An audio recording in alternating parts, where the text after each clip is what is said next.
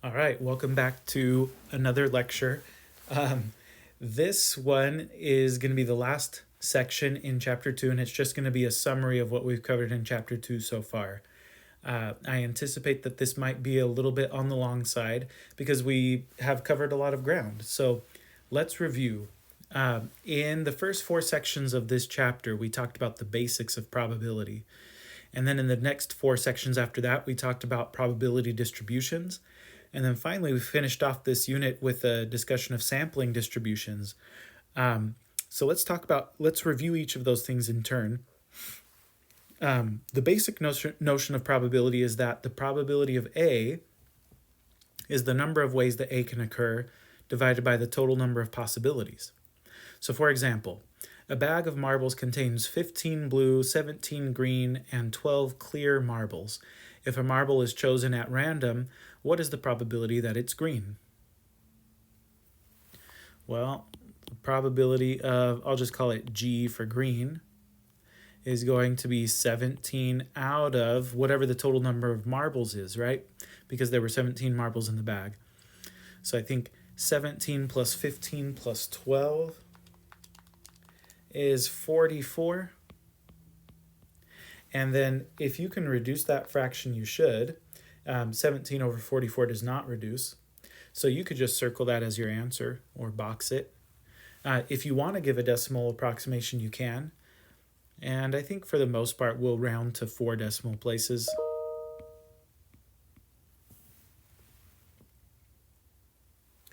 Okay. Sometimes it takes a little bit of work to figure out how many ways something can happen or what the total number of possibilities is. And so in 2.1, we learned how to count. We learned some counting techniques to help us tackle this. And here's the flow chart that we went over in 2.1, but you can come back to this flow chart to help remind yourself how we decide, how to count up the number of ways something can happen. For example, suppose a NASCAR race has 43 drivers competing. If you know nothing about NASCAR, what is the probability that in 5 guesses, you can choose the top 3 finishers in the correct order? So the probability that you guess right is going to be the number of guesses you get, which is 5, divided by the total number of guesses possible. And here's where we're going to have to do some counting.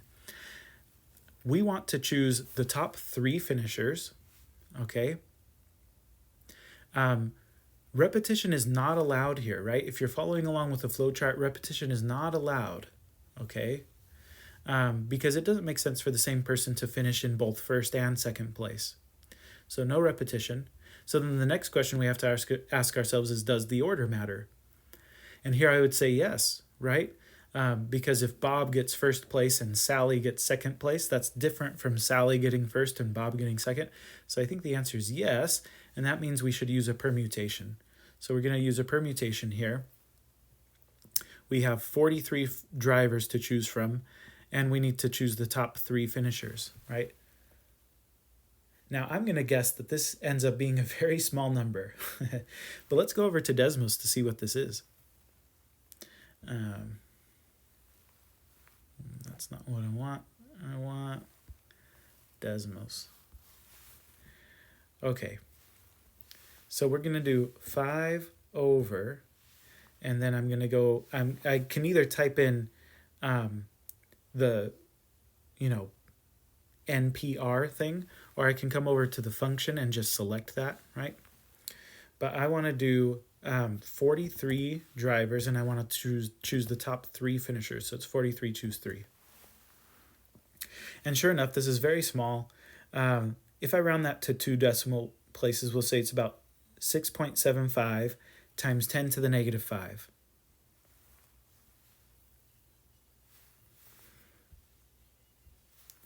So this is about 6.75 times 10 to the negative 5.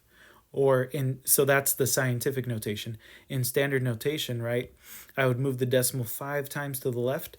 So I would move it once, and then I would have to move it 4 more times. So I think I'm going to have 4 zeros, and then a 6, 7, 5. So that's approximately the probability of getting it right, even if I'm given 5 opportunities, right? It's a very slim chance that I'm going to guess right. Okay, so that's just basic probability. Now, if we want to compute the probability of 2 or more events occurring, then we need to pay attention to the conjunction that is used. If it's an or probability, we're going to use an addition rule. If it's an and probability, then we'll use a multiplication rule. In general, the probability of A or B is the probability of A plus probability of B minus probability of A and B. Meanwhile, probability of A and B in general is the probability of A times the probability of B given A, right? Where probability of B given A is the conditional probability that B occurs if you're given that A occurs, right? Now, if A and B are mutually exclusive, right? In other words, if they can't both happen at the same time, then probability of A or B would just be probability of A plus probability of B. This would be like a card from a standard deck of cards being both black and red, right? They're mutually exclusive. They can't both happen at the same time. Now, for probability of A and B, if A and B are independent, then we can just say probability of A and B is probability of A times probability of B without having to worry about the conditional, okay? A and B are independent if the occurrence of one of the events doesn't affect the probability that the other event occurs, okay? It can take some practice to get good at probabilities, so let's just get to it. Number 3 here says a card is chosen from a standard 52 card deck. Let A be the event that the chosen card is a face card, and let B be the event that the chosen card is black. In part A, we're asked to compute the probability of A, right? Probability of choosing a face card. Well, that's just going to be the number of face cards in the deck divided by the total number of cards in the deck. Face cards are Jack, King, and Queen, so 3 types of face cards, but you have Jacks, Kings, and Queens in each of the 4 suits. So in total, there are going to be 12 face cards in the deck out of 52 cards in the deck. So you can reduce that. That reduces to 12 out of 52. Reduces to 3/13. So you could write it as 3/13. Or you could give it as a decimal. Right, and as a decimal, that would be approximately 0.2308. So either one of these answers, depending on what you're asked for, right, would be totally fine. So that's the probability of drawing a face card. Part B asks for, and by the way, as we're going through this, if you need to pull up like a picture of a deck of cards so that you have in mind kind of what's going on, like that's totally fine, right? But for part B, we're asked to compute the probability that the chosen card is black, right? Probability of B. Well, there are 13 spades and 13 clubs, and those are both black suits. So 26 black cards in total out of 52 cards in the deck. And that reduces to 1/2. Well, that reduces to 1/2. Or if you prefer, you could call it 0.5. Now, part C asks us to compute the probability of B given A. In other words, compute the probability of drawing a black card given that the card you drew was a face card. Okay, so if you know for a fact that you have a face card, what's the probability that it's black?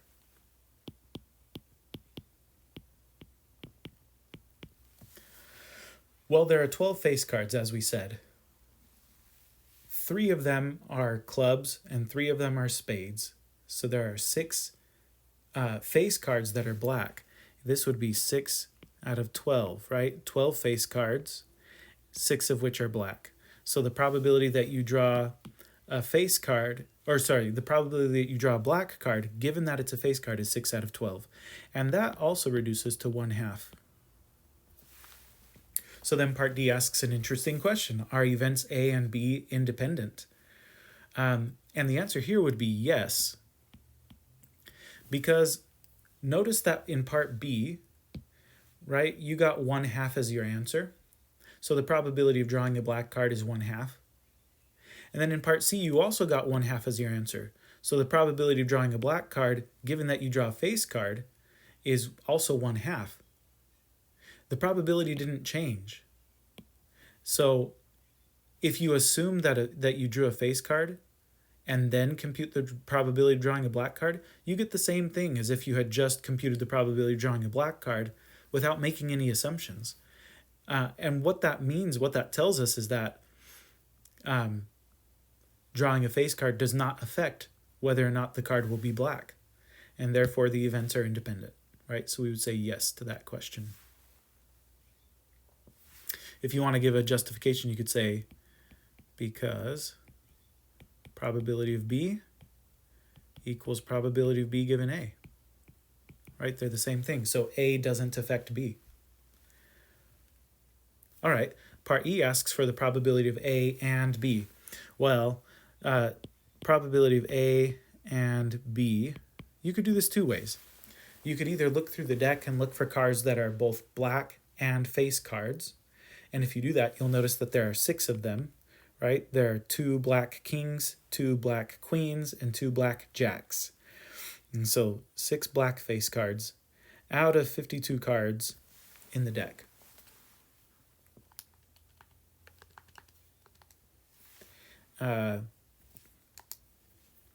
Okay, so that reduces to, that reduces to 3 out of 26. And I won't, for the sake of space, I'm not going to give the, actually maybe I will. So the decimal is approximately 0.1154. Okay. So I'll have to give myself a little extra space there. Another way that you could have done this though, right, is you could have said, so another solution would be to say probability of A and B is probability of A times probability of B given A. Or since A and B are independent, you could just say it's just times the probability of B. You'll get the same answer either way in this case, since they're independent. Okay, probability of A, we said was 12 out of 52. Probability of B, let's go with probability of B given A after all, so that the math works out a little nicer. You'll see what I mean. Because probability of B given A was 6 out of 12, and if you know cross-canceling, then you can see, oh yeah, this ends up being 6 out of 52, just like what we got before. So you didn't have to use the multiplication rule there, because you could have just looked at the deck of cards, right, and figured it out. But in situations where, you don't have that option, the multiplication rule can save us sometimes. Now, part F asks another interesting question. Are A and B mutually exclusive? Well, if they're mutually exclusive, that would mean that they can't both happen at the same time. In this case, A is a face card and B is a black card. So what we should be asking ourselves is it possible for a card to be both a face card and black at the same time? And the answer is yes, right? You've got King of Clubs, you've got the Jack of Spades, right? You've got all kinds of black cards that are both black and face cards. So since A and B can both happen at the same time, they are not mutually exclusive, right? The answer is no. Another way to see that is, well, we just computed the probability of A and B in part E, right? And we didn't get 0, right? If A and B are mutually exclusive, then they can't both happen simultaneously, which means probability of A and B would have to be 0. But probability of A and B is not 0, right? It's something other than 0. So we could say no, because probability of A and B is not 0. Okay, and then finally part G asks for the probability of A or B. This would be cards that are either face cards or black cards. Oh, and here I might need to pull up a deck of cards to count them up. Ooh, let me try. Let me pull up this deck of cards here. Okay, so we want the probability that the card is either black or a face card. Well, there are 12 face cards, okay? And then in addition to those 12 face cards, we have 10 clubs and 10 spades. So that makes 20 black cards that are not face cards plus the 12 face cards. So 20 plus 12, 32, right?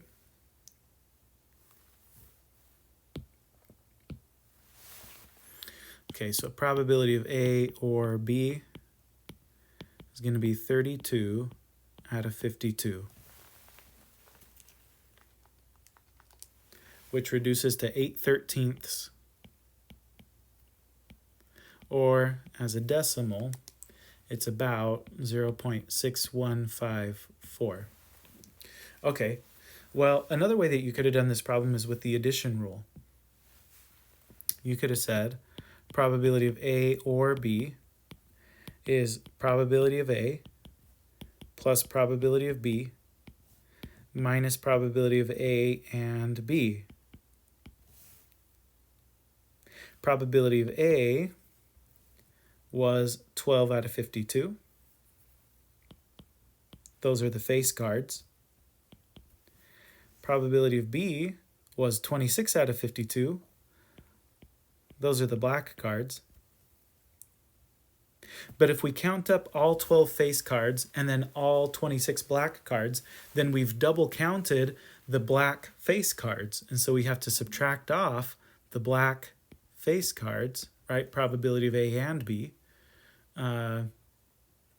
which is 6 out of 52, right? So we subtract off the 6 out of 52.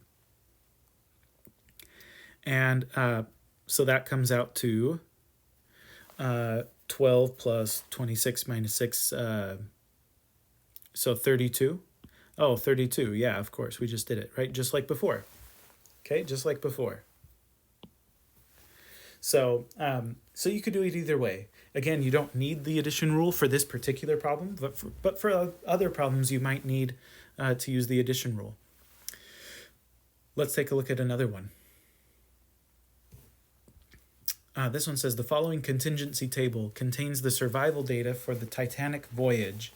And it looks like we've got things kind of stratified by whether they died or survived, and whether they were men, women, or children, okay?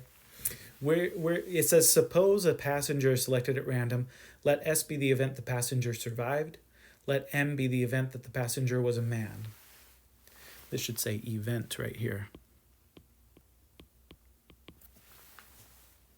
So part A, we want the probability the passenger was a man. It looks like in total there were 1,690 men on the voyage, and 2,224 people in general. So we would say 1,690 out of 2,224.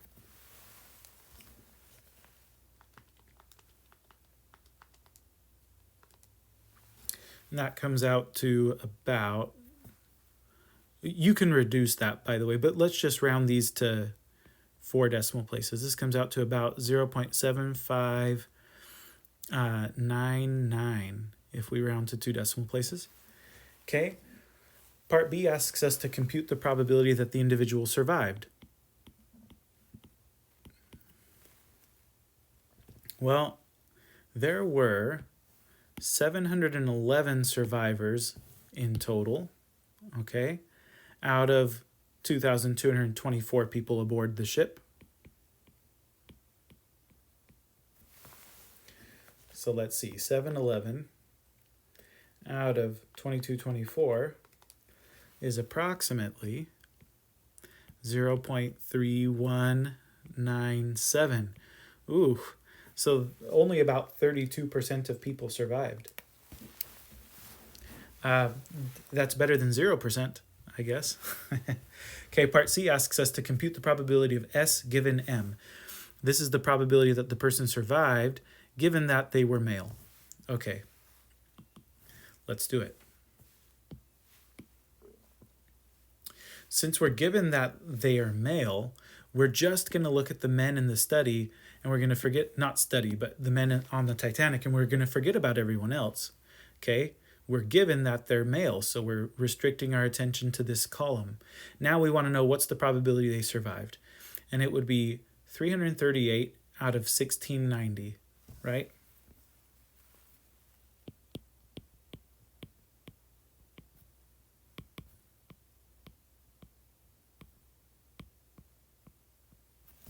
.338 out of 1690 is that's exactly equal to 0.2.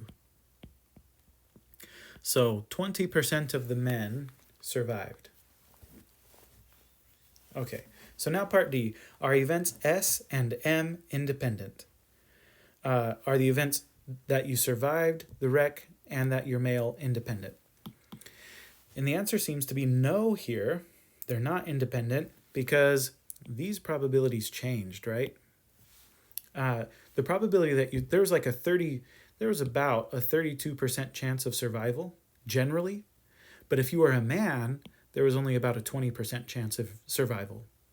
And that's because, in those days, and probably still to some extent, right? The idea was, you got to save the women and children first. So 32% of people generally survived, but if you were a man, then the probability of survival was only 20%. So are events survived and male independent? The answer is no. We would say no, because probability of S is not the same thing as probability of S given M, which means that M obviously affects S. Okay. Part E asks for the probability of S and M. Okay, what's the probability that you survived and that you're male? Okay, you might think, isn't that what we just computed? But it's not, right? What we just computed is we forgot about everyone else. We only looked at the men, and then we said, what's the probability of survival? In this example, in probability of S and M, we're not going to ignore everyone. We're still going to look at everyone, and we're just going to say, what's the probability that you satisfy both conditions, being a man and having survived? And that would be these individuals right here. They satisfy being men, and they satisfy having survived the wreck.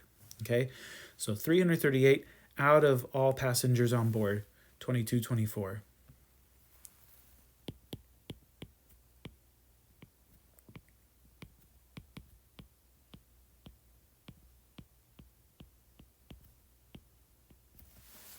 .338 out of 2224 is about 0.1520.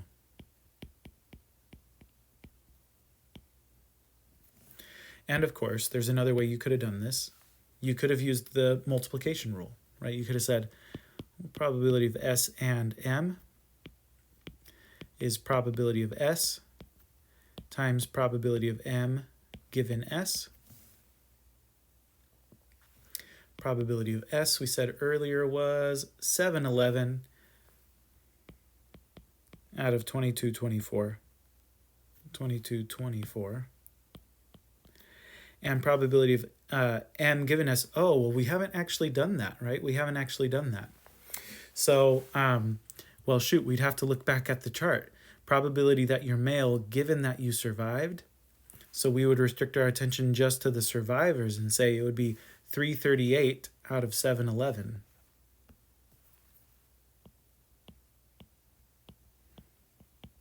Okay, but notice, again, you get that cross-canceling, right? And this ends up being 338 out of 2224, just like we got before, right? Part F asks, are S and M mutually exclusive? And the answer here is no. You can be a survivor and male at the same time, okay? And that's clearly demonstrated by the fact that the probability that they both occur is not 0, right?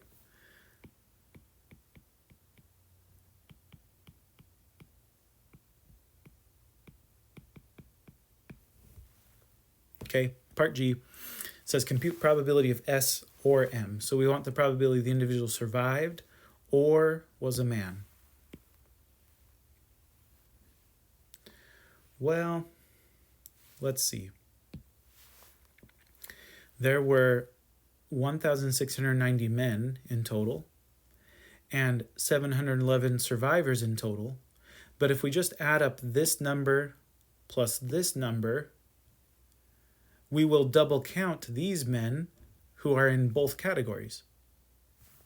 So we would have to subtract them off, right? We could say, well, that's going to be 1690 plus 711 minus 3338. And that's exactly what the addition rule says to do. So let's write that down. 1690 plus 711.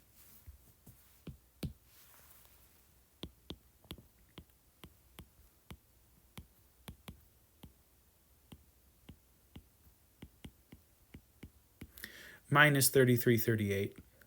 Out of the grand total number of survivors, which is 2224. 1690 plus 711 minus 338 is 2063. 2063 divided by 2224 is about 0.9276. Okay, so that's how that works. Let's review probability distributions, okay? So, a random variable. Probability distributions are all about random variables and how we describe them, right? So a random variable is x is a variable that has a single numerical value determined by chance for each outcome of a procedure. A probability distribution is just a function, and that function can either be given by a rule or it can be given by a table, but it's just a function that describes all of the possible values of the random variable x, okay? There are discrete distributions where x is counted and continuous distributions where x is measured, okay? And we talked about a whole bunch of different kinds of these things. But in general, when we're describing a probability distribution, we like to look at the shape, center, and spread as usual. And these are sort of the general rules of thumb for each of those. You don't have to worry about the continuous case because we don't have calculus, right? But for the discrete case, we can compute the expected value, in other words, the mean, and we can also compute the standard deviation for a discrete variable using these formulas, and that's something that we practiced doing. Now, if you happen to know that the probability you're working with is a special kind of distribution, then you can use a calculator in Desmos, right, to compute probabilities involving that variable.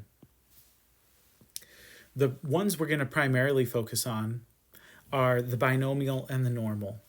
So a special kind of discrete distribution is the binomial, right? That's that one. And a special kind of continuous distribution is the normal. And those are the two that we've spent primarily our focus on. So let's walk through a couple examples of probability distributions. Number 5 here says, a fair coin is tossed 6 times. Let x be the number of times that heads is flipped. And part A asks, is x binomial, normal, or neither? Well, let's think about it. If you flip a coin, there are 2 mutually exclusive outcomes, heads or tails. And x here is counting up the number of times that heads occurs. It's counting up the number of successes. So this makes this a binomial experiment. So we would say, yes, this is binomial. Part B says, what's the probability that the coin comes up heads exactly 4 times? Well, since it's a binomial distribution, we'll use the binomial calculator in Desmos to calculate that probability, right? We'll say, I'm going to use binomial dist. My sample size is 6. Okay, we're going to run 6 trials. And the probability of success, well, it's a fair coin, so the probability of flipping heads is 50%, right? I'm looking for the probability that x is exactly 4. So my minimum is going to be 4, and my maximum is also going to be 4. And that will give me the probability I'm looking for. Let's take a look.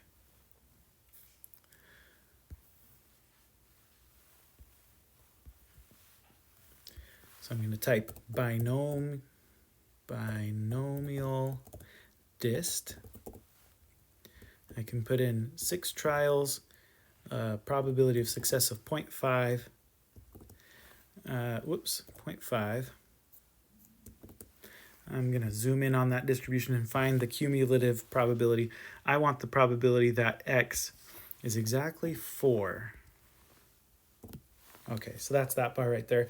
It comes out to about 0.2344.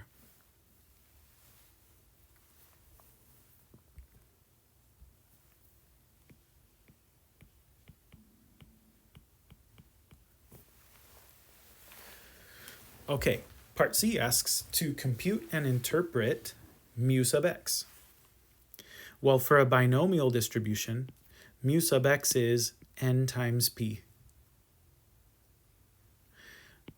In this case, n is 6 and p is 0.5. So mu sub x is 3. The interpretation is that this is the expected value, right? Mu, the mean of a distribution is the same as the expected value of the distribution. In other words, we would expect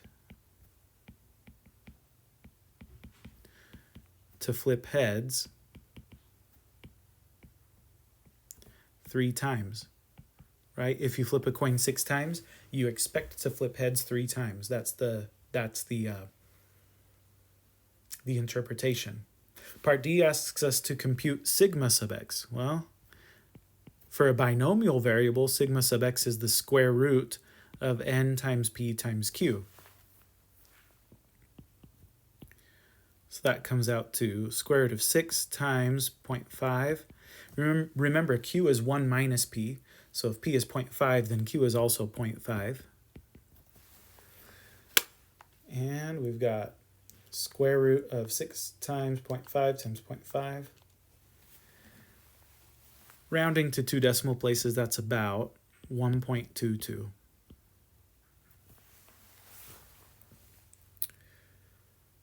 Okay, let's look at another one. Number 6 here says, the reading speed of 6th grade students is approximately normal, with a mean speed of 125 words per minute and a standard deviation of 24 words per minute. Let x be the reading speed of a 6th grade student. Is x binomial, normal, or neither? This one's normal. The problem says so, point blank, right? It says the reading speed of students is approximately normal, and x is the reading speed, so it must be normally distributed. So then part B says, what's the probability that a 6th grade student reads fewer than 130 words per minute? Well, since this is a normal distribution, right, we'll use the normal dist in Desmos. We have to put in the mean. We're told that the mean is 125, right? And the standard deviation we're told is 24, right? That was given right there.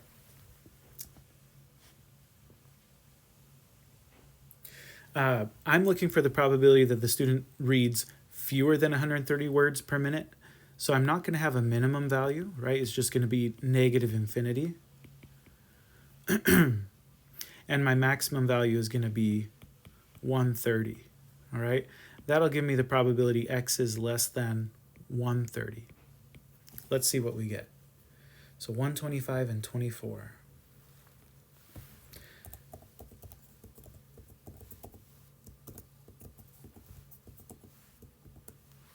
Okay, I'm going to zoom in on that.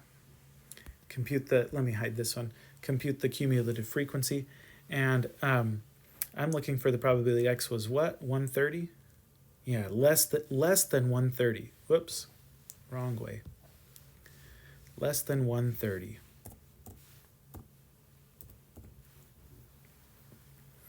So that comes out to about 0.5825.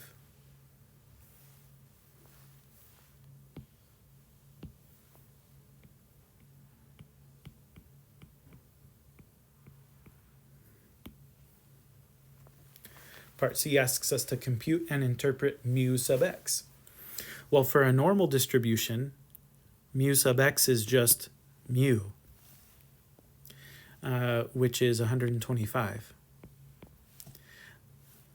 The interpretation would be, again, as an expected value. If you randomly selected a student, you would expect that student to read at 125 words per minute.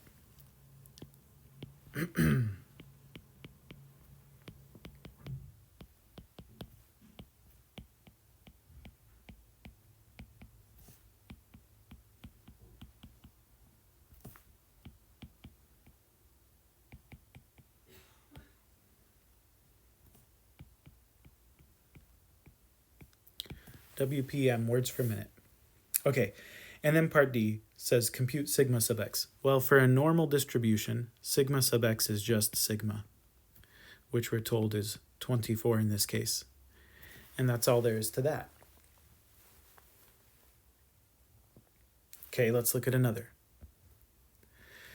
Part 7, number 7 here says, a pair of fair dice is thrown. Let x be the sum of the dice. Is x binomial, normal, or neither? Well, the problem doesn't say anything about x being normal, so we can't say that it's normal.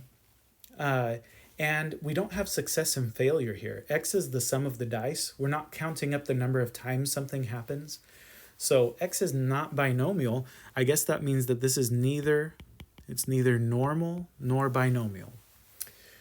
Part B asks, what's the probability that the sum of the dice is 5? Well, we don't have a special probability distribution to answer that question. And so this is where we would have to use the probability techniques from the first 4 sections of chapter 2 in order to answer that question, right? We need to count up the number of ways that you could roll a 5 and divide by the total number of possibilities when you roll a pair of fair dice, okay? So the probability that x equals 5 is going to be the number of ways that you can roll a 5, right, divided by the total number of possible rolls. Now, we've done enough work with rolling a pair of dice to know that there are 36 possibilities, right? 6 possibilities for the first die and 6 possibilities for the second one. So 6 times 6 is 36. What might be a little bit more of a challenge is to think of the number of ways that you could roll a pair of dice and get a 5 out of that. So for that, it might be useful to just look at a picture. So rolling a 5, let's see. That would happen if I roll a 4 and a 1, a 3 and a 2, a 2 and a 3, or a 1 and a 4. So I think there are 4 ways that that could happen.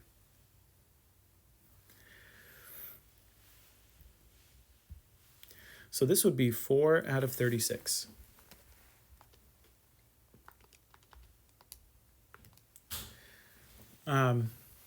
Or 1/9, or about 0.1111. Okay, now part C says to compute and interpret mu sub x. That's going to be a little bit of a challenge. In order to do that, remember that mu sub x, I'm trying to find a good place to write this down, but remember that mu sub x, okay, is when you're dealing with just a generic probability distribution like this one, it's the sum of all the x times p of x's. And to get that, we need to have a probability table. That's probably the easiest way to compute it. So let me put this table over to the left over here. We can list off the possible values of x together with the probability that x takes on that value. The smallest x can be is 2, right? That's if you roll a 1 and a 1. And there's a 1 in 36 possibility of that happening, right? There's only one way to do it.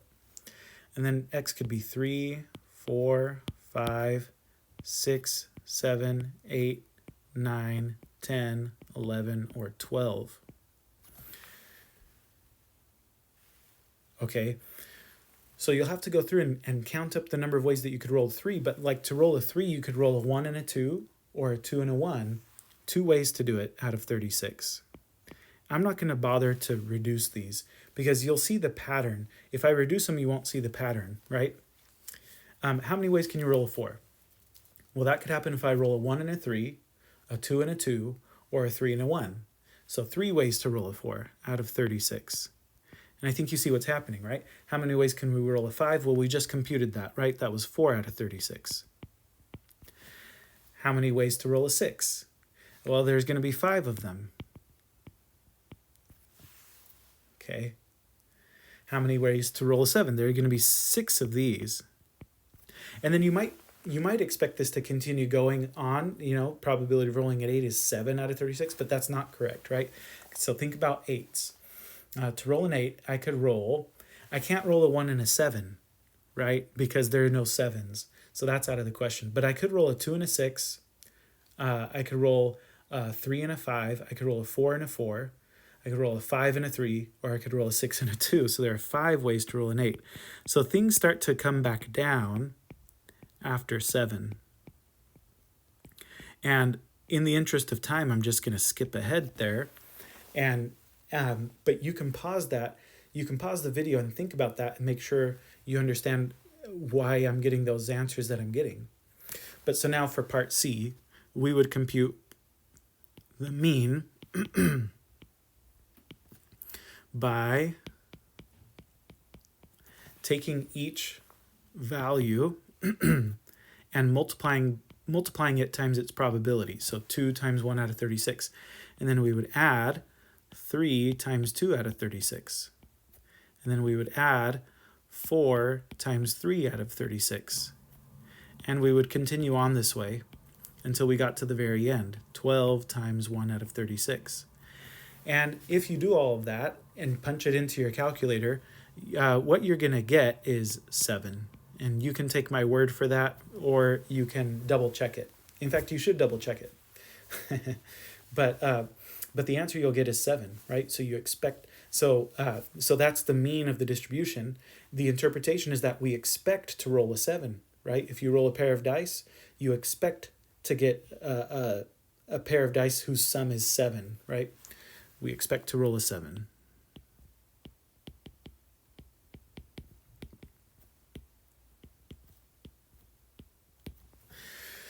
What I hope this example 7, what I hope that example illustrates to you is that when you don't know what kind of probability distribution you're working with and you just have to use the generic rules, it's kind of a pain, right? It's kind of a pain in the butt.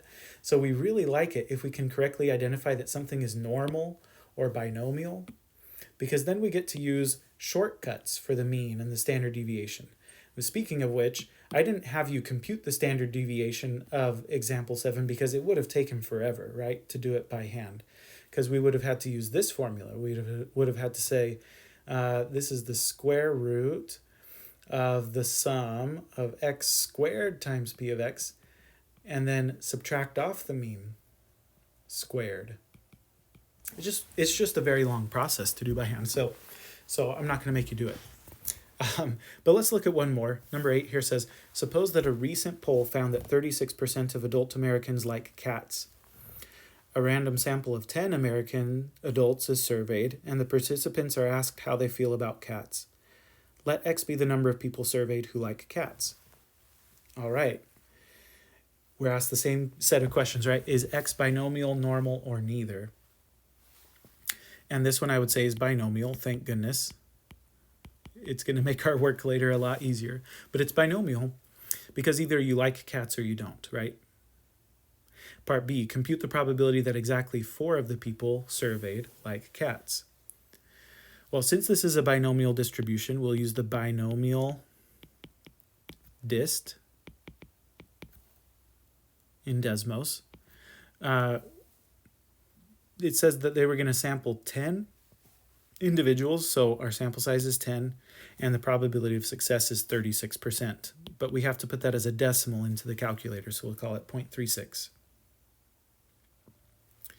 We want the probability that exactly 4 people like cats, so our minimum is going to be 4, and our maximum is also going to be 4. And then we'll be able to compute probability x equals 4.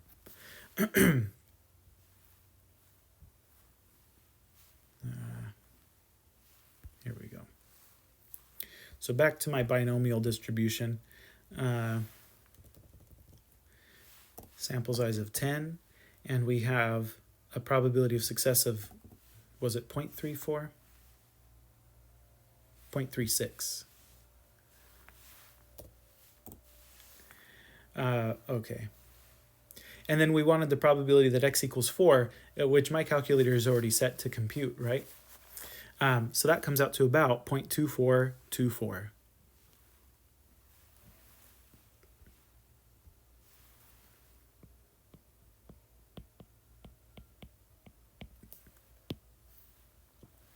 Okay, part C. Of the 10 people surveyed, how many would you expect to like cats?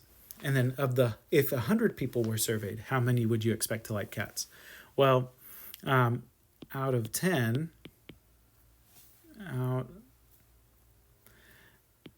out of 10,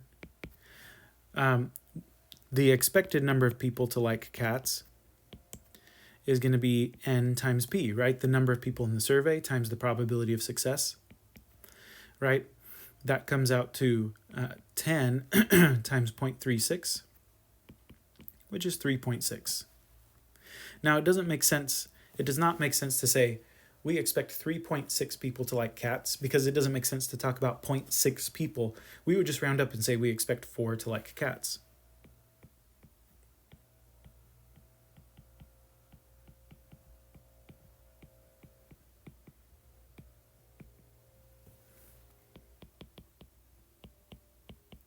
Okay. But if we surveyed 100 people,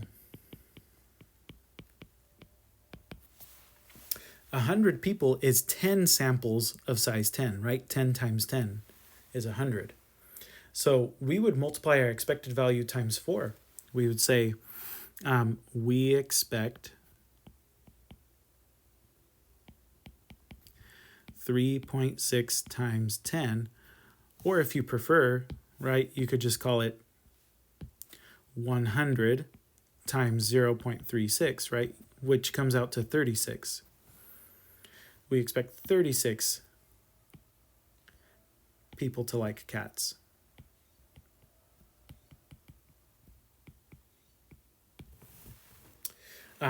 Okay. So that's a review of probability distributions.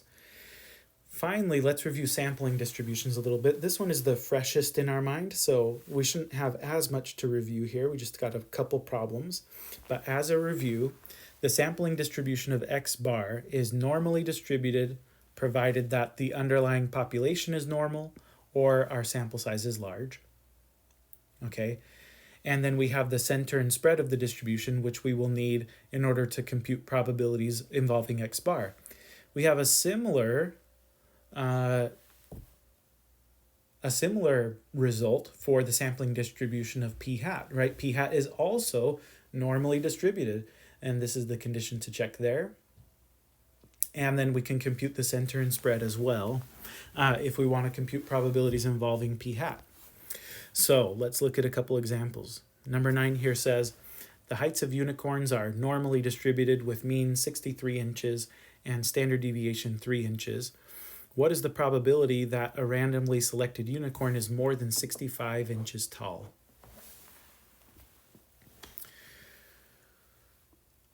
Well, the heights of unicorns are normally distributed, and we're looking for the probability that just one unicorn is more than 65 inches tall.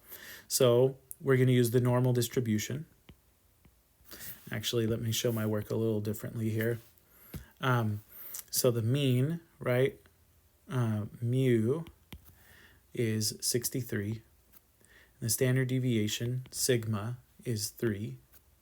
So we're going to use the normal dist with a mean of 63 and a standard deviation of 3. Now, we want to find the probability that x is more than 65, right? That a randomly selected unicorn is more than 65 inches tall. So our minimum value is 65, and our maximum value is infinity. Okay, let's see what we get. Back to the normal distribution. Okay, I've already forgotten. 63 and 3.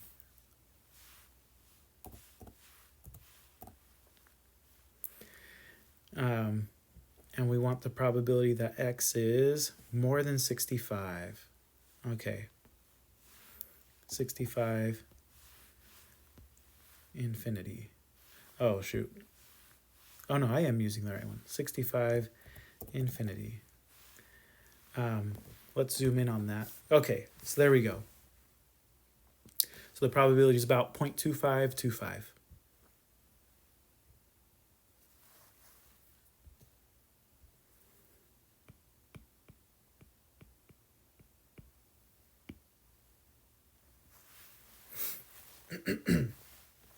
Okay, that's not a sampling distribution question, by the way. That's just a normal distribution question. But now part B says, if 9 unicorns are randomly selected, what's the probability that their mean height is more than 65 inches?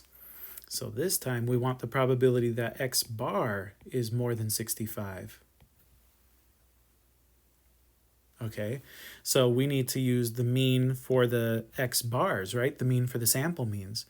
It just so happens that that's the same thing as the mean, mu, which is 63. And then we need the standard deviation for the sample means. That's equal to the population standard deviation divided by the square root of the sample size. Now in this case, sigma is 3 and n is 9. Well, the square root of 9 is 3, and 3 divided by 3 is 1. So that just comes out to exactly 1. So we're going to use the normal dist with a mean of 63 and a standard deviation of 1. Our minimum is going to be 65. Our max is going to be infinity.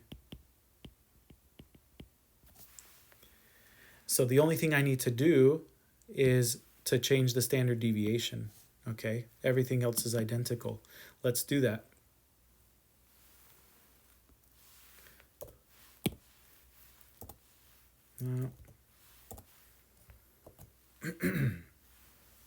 Okay, so that probability comes out to about 0.0228.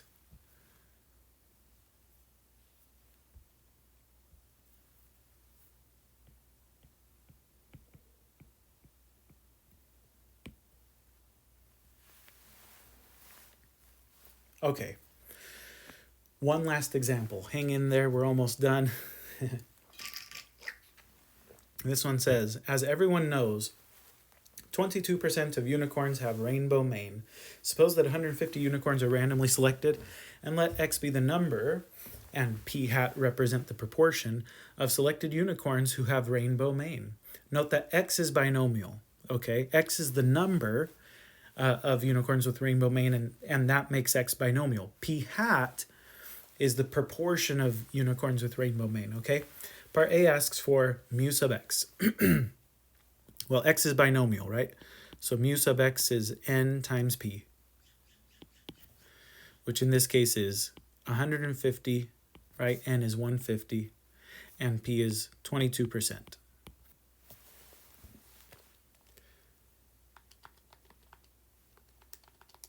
That comes out to 11. Hold on, that's not right. That didn't sound right. I gotta double check. 33. There we go. That sounds better. X is, mu sub x is 33. In other words, we expect in our sample of 150 unicorns, we expect 33 of them, right, to have rainbow mane. Okay. Oh, 33. Okay. Let's do sigma sub x, right? Again, since x is binomial, sigma sub x is the square root of n times p times q. 150 times 0.22 times 0.78. Okay, if p is 22%, q is 78%. Okay, so let's see what that is. That should all be under the square root. So square root of 150 times 0.22 times 0.78 is about 5.07.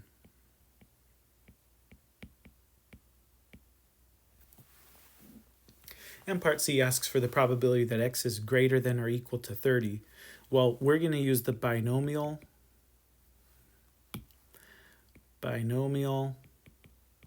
dist, okay, with a sample size of 150 and a probability of success of 22%.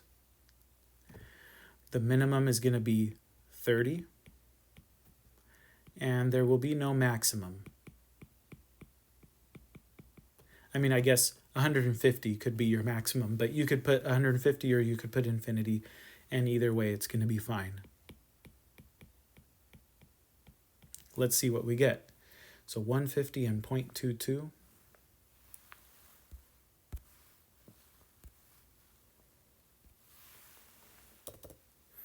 $150, 0.22. Okay, and we want the probability that x is more than 30.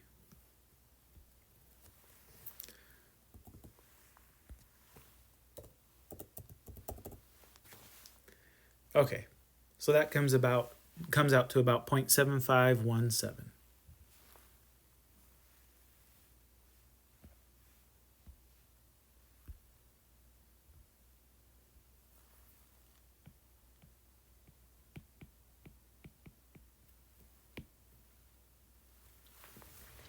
Okay, part D now asks for mu sub p hat. All right, we already did mu sub x. X was binomial, but mu sub p hat is not binomial. Mu sub p hat, or sorry, p hat, x is binomial. P hat is normal though. P hat is normal, and mu sub p hat would just be equal to p. Okay, which in this case is 0.22. Sigma sub x is the square root of n times p times q. Sigma sub p hat is the square root of p times q over n, okay? I'm doing this example this way on purpose so that you see the similarities and differences, okay? So this would be the square root of 0.22 times 0.78 divided by 150. Make sure that whole thing is under the square root. 0.22 times 0.78 divided by 150 comes out to about 0.034.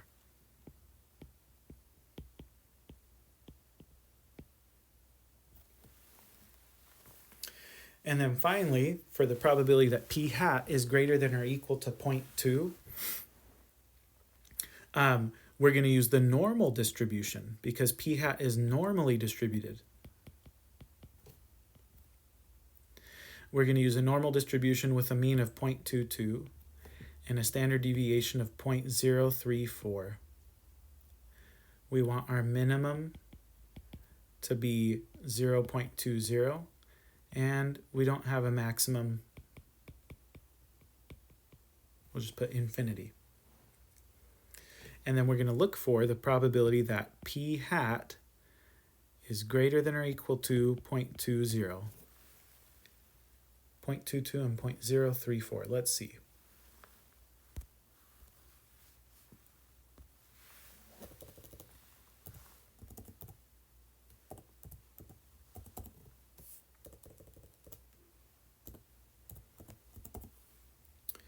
Okay, let me zoom in on that. And we want the probability x is greater than 0.2, I think, right? Okay, and there we go. So 0.7218.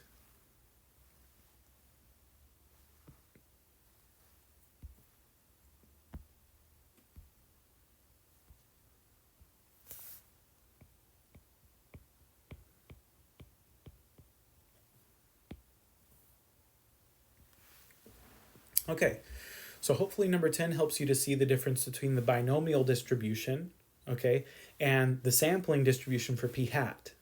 Just like number 9 is designed to show you the difference between the normal distribution and the sampling distribution of x bar, okay? But in number 9, we use the normal distribution for both, whereas on number 10, we use the binomial for the binomial distribution and the normal for the sampling distribution of p hat. Okay, so that's it. That's the review of the Unit 2 stuff. So we will take a test after this point, and then we will forge ahead into some exciting inferential statistics in Unit 3.